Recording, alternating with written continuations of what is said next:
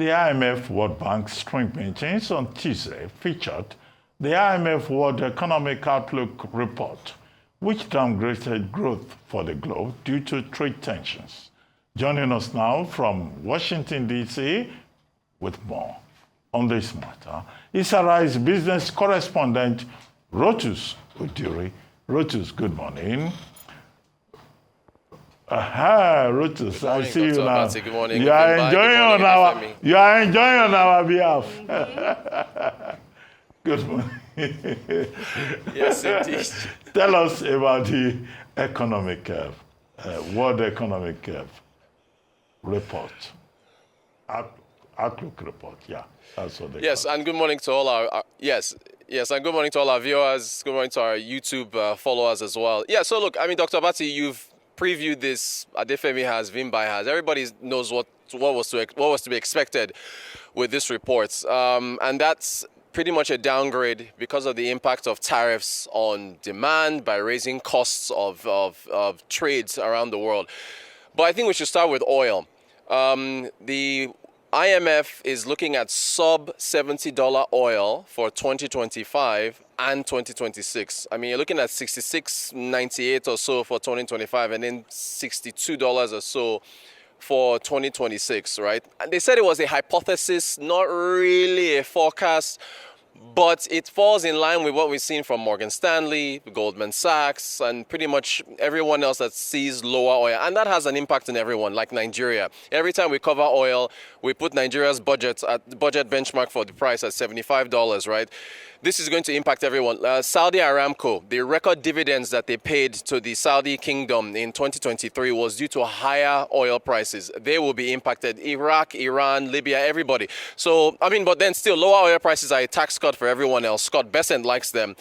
But it's going to have an impact on the, infrastructure demands, welfare for oil-producing nations. From there, we go to a chart that I think encapsulates everything with respect to the IMF's outlook for the globe. You will see three bars, right, which is the 2025 outlook.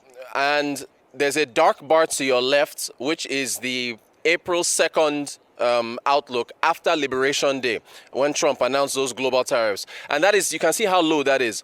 The bar in the middle, the gray bar, was pre-April 2nd. And then to your right is April 9th. And then you should see a horizontal line at the top. And that horizontal line was what was expected for global growth in October of last year and January 2025, which was about 3.3%. Now global growth is down to 2.8%. And those three bars just shows you the volatility, because when Trump made an announcement, he turned around and this and that. So it shows you what the IMF is dealing with and everybody else with respect to uncertainty. From there, we go to Nigeria. The IMF is seeing growth of 3% for Nigeria for 2025, lower than 3.2%, which was their prior forecast, and lower than the 4.6% forecast from the federal government in the 2025 budget.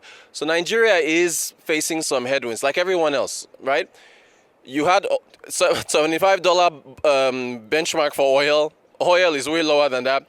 A 4.6% GDP growth forecast, that's been downgraded by everyone else because of everyone else. So it just shows what we're facing. Still on Nigeria, we had a delegation. Of course, we talked about the delegation, a meet and greet headed by Wale Edu, Minister of Finance, and also Olayemi Cardoso, Governor of the Central Bank of Nigeria. They talked to a number of investors here in Washington, D.C., IMF representatives as well about Nigeria is just selling its reforms. I mean, that's the story that we have to stick to with respect to what is going on around the world. So it was a lot of talk about the reforms that Nigeria has done, how Nigeria is going to stick to those reforms, and the path forward despite these global headwinds. Kristalina Georgieva, I said there was going to be an update from that story in this day paper about the alleged apology from Georgieva to Nigeria based on the Article 4 reports. That again, I was skeptical of that, and she confirmed it. So there's a tweet from her.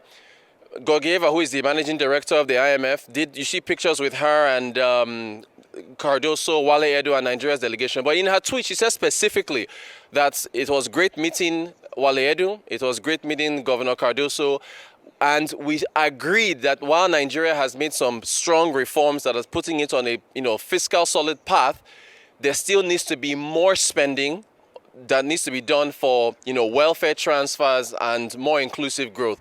So she essentially said what the IMF has always said about Nigeria's growth. So there was no apology on anything to that respect. That pretty much covers it. I know Rufai, I think, has a report on the Global Financial Stability Report, but that's all much of what we saw yesterday. Okay, thank you very much, Rotus Oddiri, enjoying Washington, D.C. on our behalf. Unfortunately, we seem to have run out of time. So much to talk about, particularly the World Economic Outlook report and other issues affecting the global economy. But thank you very much. Nice to see you.